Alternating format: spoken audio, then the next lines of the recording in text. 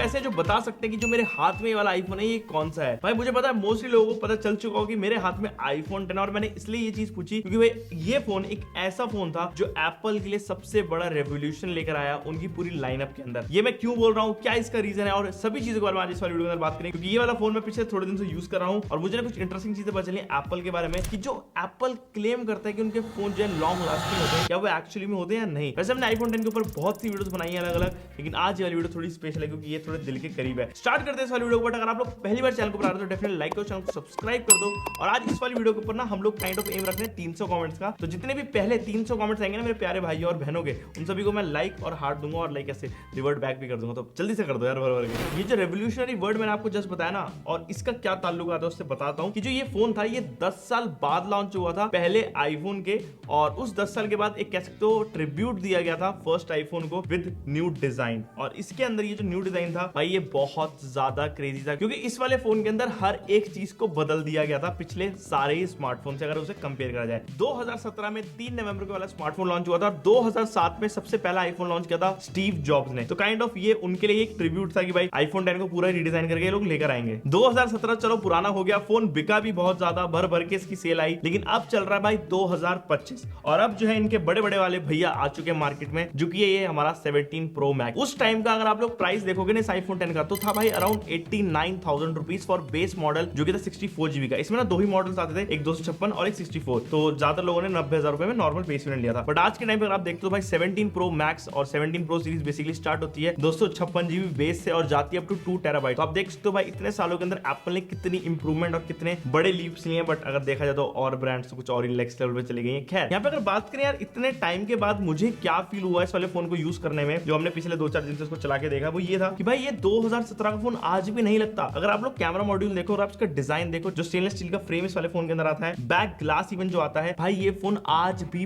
Premium लगता है। लगता ही नहीं कि भाई ये फोन इतना पुराना है। तो एक बात तो ये माननी जरूर पड़ेगी कि आने वाले कुछ सालों तक भी ये फोन ऐसे लगेंगे अलग ही सुवेनियर से और काइंड ऑफ ज्वेलरी पीस लगते हैं, ऐसी चमकती चीजें लगती हैं थोड़ी सी महंगी दिखने में। तो काइंड ऑफ वही वाली फील इस वाले फोन के अंदर आज भी बरकरार है। वहीं पे अगर 17 प्रो मैक्स को देखो तो हाँ आज के टाइम में लोगों को ज्यादातर पता है कि ये फोन कौन सा है, लोगों को दिखता है कि हाँ भाई क्या 3 कैमरे वाला फोन है। बट अगर आप लोग देखोगे ना तो ज्यादा जो ज्वेलरी ऐसे चमक धमक है ना वो 10 के अंदर है और ये मेरे को अभी भी ज्यादा पसंद है एज कंपेयर टू 17 प्रो के नॉर्मल एल्यूमिनियम बॉडी से। पर्सनली मैं बता रहा हूँ जो स्टेनलेस स्टील है ना ये वन ऑफ द फाइनेस्ट और हार्डेस्ट मटेरियल, तो इसको ना आपको ऐसे मोड़ना हो कुछ करना नहीं होता भाई, बहुत ज्यादा रिजिड लगता है फोन आज भी। और मैं जितनी बार भी इस वाले फोन को उठाता हूँ, चाहे 10 को उठाऊं, 10s को भी हम लोग रिसेंटली कर रहे थे काम थोड़ा बहुत, और 11 प्रो को उठाऊं, भाई इनके अंदर एक अलग सी फील आती है क्योंकि इनकी जो ओवरऑल बॉडी है ना वो कर्व्ड है। तो आप ध्यान दोगे यहाँ पे हल्का सा कर्वेचर आता है जिसे हम हाथ में उठाते हैं ना कंफर्टेबल फील देता है। वहीं पे जो नए फोन है थोड़े बॉक्सियर हो गए हैं तो हाथ में उठाने के बाद लगता है क्या यार इतना बड़ा भारी भरकम फोन उठा रखा है, जबकि 10 भाई बहुत स्लीक लगता है। और इसी वजह से जो अभी आईफोन एयर आया ना भाई वो इस वाले फोन का रेप्लिकेट मान सकते हो, और वो एक ऐसा फोन है जो सच में उठाने के बाद पता चलता है कि हाँ भाई काफी अलग है। अच्छा देखो 174 ग्राम का फोन है, ज्यादा हमारे को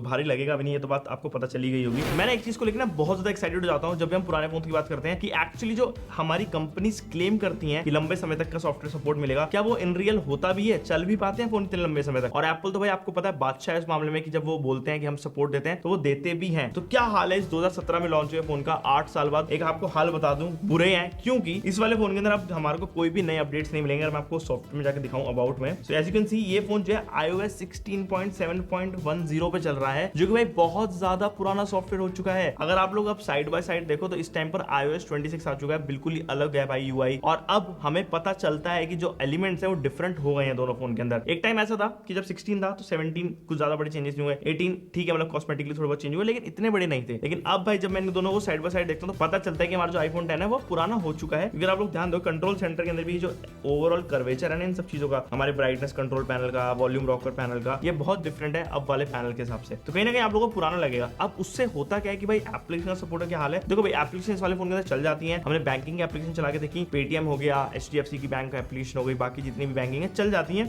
इवन हमारा UPI भी इस वाले फोन के अंदर चल रहा है, उसके अंदर कोई दिक्कत नहीं है। इसका जो एक्चुअल रिलीज हुआ था वो था iOS 11 के साथ, और अभी iOS 16 के बाद इसका टाटा बाय बाय हो चुका है। तो एप्पल ने टेक्निकली अगर आप देखो तो इसके अंदर ज्यादा लंबे समय का अपडेट नहीं दिया, लाइक 7 साल पूरे ट्रू 7 साल का नहीं दिया है, क्योंकि 12, 13, 14, 15 एंड 16 हमारे को करीब इसके अंदर 5 साल के अपडेट्स ही मिले मेजरली। और आप देख सकते हो जो एक्चुअल 7 साल की अपडेट साइकिल थी वो आईफोन 10 ने यहाँ पे फॉलो नहीं करी। और मुझे पर्सनली ऐसा लग रहा था कि भाई इस वाले फोन के अंदर आते रहेंगे सिक्योरिटी अपडेट्स, वैसे अभी भी हैं इसमें सिक्योरिटी अपडेट्स आएंगे, बट अभी मेरे को इस टाइम पर कुछ ज्यादा नए अपडेट्स नहीं मिलते हैं। जब भी मैं इस वाले फोन के अंदर चेक करता हूँ अपडेट्स बहुत ज्यादा स्लो हो चुके हैं। तो ये है कुछ हाल इस वाले फोन का 8 साल बाद। लेकिन ऐसा नहीं है कि भाई ये वाला फोन बाकी चीजों के अंदर बुरा है, तो मैं एक एक करके आपको विस्तार में समझाने की कोशिश करता हूं कि जो हम लोगों ने इस वाले फोन को यूज करते हुए नोटिस करा वो कैसा रहा। तो देखो सबसे पहली चीज डिजाइन की मैंने आपको बता दी, डिजाइन आज भी बरकरार है। अगर आप लोगों के फोन के अंदर कोई दिक्कत आ भी जाती है, मान लो आपके पास ये वाला फोन है, इसमें स्क्रैचेस आते हैं स्टेनलेस स्टील के ऊपर, तो इसकी बहुत ही प्यारी बात ये कि आप लोग इसको पॉलिश करवा सकते हो। हम लोगों ने भाई पॉलिश करवाया था सिर्फ 150 रुपए में गफ्फार मार्केट से इस वाले फोन को, और उसके बाद भाई ये जो चमक थी ना इसकी वो और ज्यादा निखर के आई। और ये चीज जो हम लोग अपने नॉर्मल आईफोन 17 सीरीज पे नहीं करवा सकते हैं, क्योंकि उस पर तो भाई एल्यूमिनियम बॉडी आती है, इसको तो पॉलिश नहीं कर सकते हम। पॉलिश करेंगे इसका पेंट ही उड़ जाएगा एनाडाइज वाला, जो नहीं होना चाहिए। तो यहाँ पे स्टेनलेस स्टील आज भी मजबूत है, बढ़िया है। स्क्रैचेस पड़ते हैं तो जल्दी से हट भी सकते हैं अगर आप लोग उसको केयर करोगे। स्टेनलेस स्टील की यूजुअली बात ऐसी रही है। डिजाइन मेरे हिसाब से 10% ही होता है पूरे फोन का। मेन चीज होती है हमारी डिस्प्ले, जो ज्यादातर टाइम पे हमारे साथ इंटरेक्ट करेगी, जिसके ऊपर हम लोग ज्यादातर चीजें करेंगे, जो चीजें देखेंगे वो डिस्प्ले करवाएगी। तो इसके अंदर जो है अपग्रेडेड पैनल मिलता था उस टाइम पे 5.8 इंच का, जो कि सुपर रेटिना ओलेड वाला था। अब ये पैनल 2017 में डेब्यू हुआ था इस वाले फोन के साथ, जो कि इन्होंने नीचे से कर्व भी कर दिया था, ताकि जो बेजल्स है इस वाले फोन के अंदर चिन्ह है वो बहुत सिमेट्रिकल रहे, हमारे को फालतू के धब्बे मोटे मोटे बेजल्स ना मिले। और ये डिस्प्ले उस टाइम पर भाई लाजवाब थी। आज भी अगर देखो तो कलर्स वलर्स बहुत तगड़े प्रोड्यूस करती है, नो डाउट मजा आता है। लेकिन सबसे बड़ा ड्रॉबैक है इस वाले डिस्प्ले का आउटडोर कंडीशन में बहुत हालत खराब हो जाती है, मतलब बिल्कुल दिखता ही नहीं है, बहुत मुश्किल से देखना पड़ता है इस वाले फोन के अंदर। अभी ऐसा नहीं कि हमारे आसपास की धूप तेज हो गई है, एक्चुअली अगर आप दूसरे फोन देखते हो तो वो कुछ ज्यादा ब्राइट हो गए हैं, वो 3-3000 4-4 निट्स के हमारे को पीक ब्राइटनेस दे रहे हैं, जबकि ये हमारा नुन्नू मुन्नू Q2 फोन देता है सिर्फ देता है 625 निट्स की पीक ब्राइटनेस। तो हाँ भाई आप लोगों को फर्क पता चल जाएगा, कहां भाई 3000 कहां भाई 600, तो हाँ डेफिनेटली यहाँ पे डिफरेंस आता है। सेकंड चीज, नेटफ्लिक्स के अंदर आपको HDR का सपोर्ट भी मिलता, आप सिर्फ HD कंटेंट स्ट्रीम कर सकते हो, इवन अगर वो HDR सपोर्टेड है तो नहीं दिखाएगा। और थर्ड, हमारे YouTube के ऊपर भी 4K HDR का कोई सपोर्ट नहीं है, मैक्सिमम ये फोन 1080p 60 FPS दिखा सकता है। तो तुम्हारे भाई की वीडियोस तुम लोग हाई क्वालिटी में देख पाओ। अगर ये वाला फोन लेने का सोच रहे हो, बताऊंगा भाई ले मत लेना, क्योंकि दिक्कत दे जाएगा आपको बहुत ज्यादा।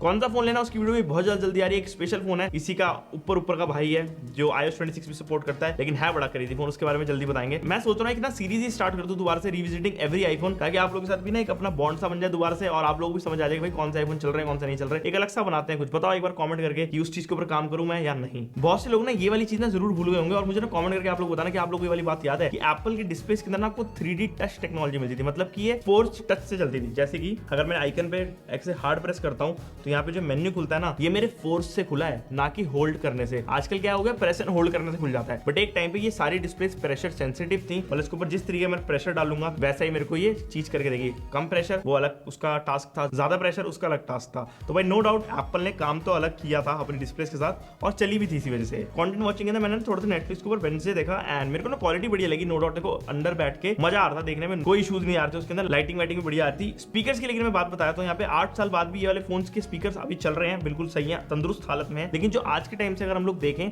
तो जो क्वालिटी होती है, जो क्रिस्पनेस होती है, जो बेस होता है, वो वाले स्पीकर्स के अंदर आपको नहीं मिलेगा, जिस वजह से थोड़ी सी अजीब सी साउंड प्रोड्यूस करते हैं।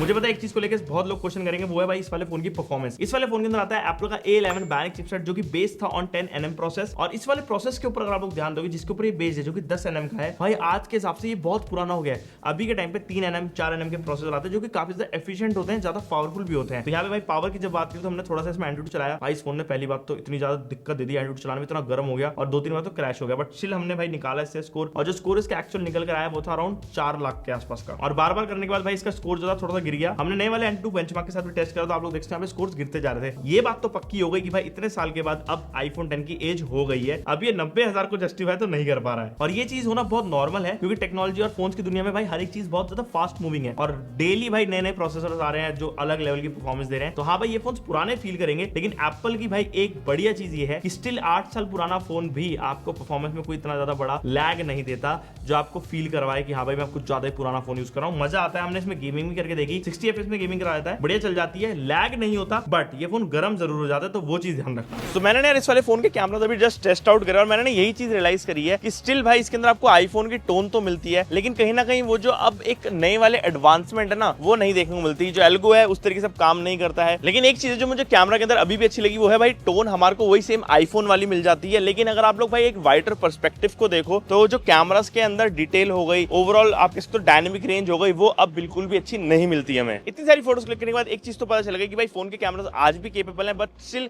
कुछ जगहों पे भाई थोड़ा सा लैग करते हैं जब बात आती है भाई लो लाइट की। अच्छा, मैं ना वीडियो क्वालिटी के बारे में एक दो बातें आप लोगों से करना चाहता हूँ, क्योंकि भाई फोन ना भले ही भाई 2017 में लॉन्च हुआ, लेकिन भाई 4K 60 FPS की वीडियो रिकॉर्ड कर लेता है। अभी आपने एक सैंपल भी देखा होगा। और भाई लिटरली जो वीडियो की ओवरऑल क्वालिटी है ना, वो बहुत ज्यादा अच्छी है जब हम लोग डायरेक्टली सनलाइट के अंदर शूट कर रहे हैं। बट जैसे हम लोग थोड़े से शैडो वाले पार्ट में जाते हैं या फिर लो लाइट वाले पार्ट के अंदर जाते हैं तो थोड़ी सी दिक्कत दे देता है फोन, क्योंकि कैमरा का सेंसर ही छोटा है। देखो ये तो बात सच है, लेकिन जब भाई एक इसको ऑप्टिमम अमाउंट ऑफ लाइट मिलती है उसके बाद जिसका आउटपुट आता है भाई काफी अच्छा है। अगर आप लोग स्किन टोन देखोगे बिल्कुल सही दिख रहे हैं, स्मूथनेस बरकरार है, हमारे को 4K 60 FPS में एक अच्छी फुटेज मिल जाती है। और सबसे बढ़िया बात ये कि भाई वीडियो अभी भी लैग नहीं करती इस वाले फोन की। जबकि अगर आप लोग दूसरे किसी एंड्रॉइड फोन को उठा लो इस टाइम के, इस बजट के, तो वो कहीं ना कहीं एक टाइम के बाद लैग करने लग जाते हैं वीडियोस के अंदर, वो भी 4K 60 FPS। ध्यान रखना, आईफोन उस मामले में तो देखो पीछे नहीं है, तो ये चीज पता चल गई। अगर आप लोग वीडियो रिकॉर्ड करते हो, हल्की फुल्की रील भी रिकॉर्ड करोगे ना इस फोन से, किसी को नहीं पता चलेगा भाई कौन से फोन से रिकॉर्ड हुई है। ये इसके भाई फ्रंट कैमरा की वीडियो क्वालिटी इस टाइम पर 4K 60 FPS में हम लोग शूट कर रहे हैं।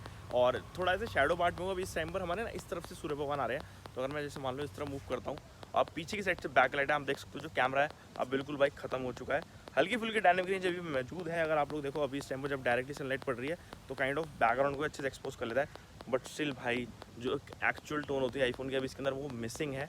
एंड अगर सूर्य भगवान बिल्कुल पीछे है तो कोई ये हाल होता है इस वाले कैमरा का। एक चीज और है, इस वाले फोन के अंदर आपको ना डेडिकेटेड भाई टेलीफोटो लेंस मिल जाता है। इसके बाद आईफोन 11 के अंदर हमारे को अल्ट्रावाइड सेंसर देखने को मिल गया था, बट यहाँ पे जो टेलीफोटो लेंस है उसका एडवांटेज पता है आपको कहाँ मिलता है, वो है पोर्ट्रेट शॉट्स के अंदर। अगर आपको पोर्ट्रेट शॉट्स खींचने किसी ह्यूमन के या फिर आपको नॉर्मल टेलीफोटो शॉट्स खींचने तो भाई अच्छा सेंसर है ये अभी भी, और कहीं ना कहीं डिटेल इसके अंदर मौजूद है। ओके, सो बहुत सारी टेस्टिंग हो चुकी है भाई इस आईफोन 10 की, एंड मेरा ना कंक्लूजन यही रहेगा कि देखो यार ये वाला फोन ना अब बिल्कुल भी बाइंग वर्दी तो नहीं है, बट स्टिल फोन केपेबल है आज भी कुछ चीजों को चलाने में। अगर हम लोग इसके अंदर कुछ टास्क करने चला लेता है, लेकिन देखो भाई फोन गर्म हो जाता है, मैंने आपको बताया। साथ ही मेरी बात देखो बैटरी की, उसके ऊपर बात करने का कोई फायदा नहीं, क्योंकि भाई इस वाले फोन के अंदर ऑब्वियसली बैटरी चेंज है, और साथ ही में अभी जो बैटरी हेल्थ है वो 80 समथिंग है। तो भाई क्या ही बोलूं कि कितना बैटरी चलती है। अगर आप लोग ले रहे होते फोन, ये कुछ ऐसा होता लेने लायक होता तो मैं बैटरी के बारे में बताता भी, इतना कुछ है नहीं बैटरी के बारे में बताने लायक। और जहां तक रही बात देखो एक सोविनियर पीस तो ये डेफिनेटली है। अगर आप लोगों को एक आईफोन 10 एज अपने पास रखना है कि सोविनियर रूप से ये एक 10th एनिवर्सरी का आईफोन था जो पूरा अलग था, रेवोल्यूशन लेकर आया था, तो आप लोग इस वाले फोन को अपने पास रख सकते हो, थोड़ा बहुत यूज कर सकते हो कभी कभी, but this is not the phone जो आप लोग भाई अपने डेली मर्रा की जिंदगी में यूज कर सकोगे अभी के टाइम पे। तो इसको भाई टाटा बाय बाय बोलने का समय आ चुका है, बट हम लोग भाई इसको थोड़ा ट्राई करते रहेंगे, अगले साल भी इसके ऊपर देखेंगे भाई क्या अपडेट्स आए नहीं आए। मैं आपको बीच बीच में बताता रहूंगा, क्योंकि मेरा ना यार ताल्लुकात पुराने फोन से ज्यादा बेटर रहता है, क्योंकि यार ये फोन हमारे लिए एक टाइम पर भाई सपना थे। सीरियसली बता रहा हूँ, ये फोन जब आया था ये मेरे लिए भी सपना था, इसको हाथ में उठाने का था मन करता था उस टाइम पे, बट भाई होते नहीं थे। आप लोग बताना यार, आप लोग सबका भी ऐसा हुआ है कि आप लोगों के लिए भी एक फोन ऐसा सपना रहा हो, बट मेरे लिए तो था भाई। और यही थी यार ये वाली वीडियो। अगर आप लोग पसंद है तो आप लोग लाइक कर सकते हो, चैनल को आप लोग सब्सक्राइब कर सकते हो, और मैं आपसे मिलता हूं नेक्स्ट वाली वीडियो के अंदर। Okay guys, bye bye.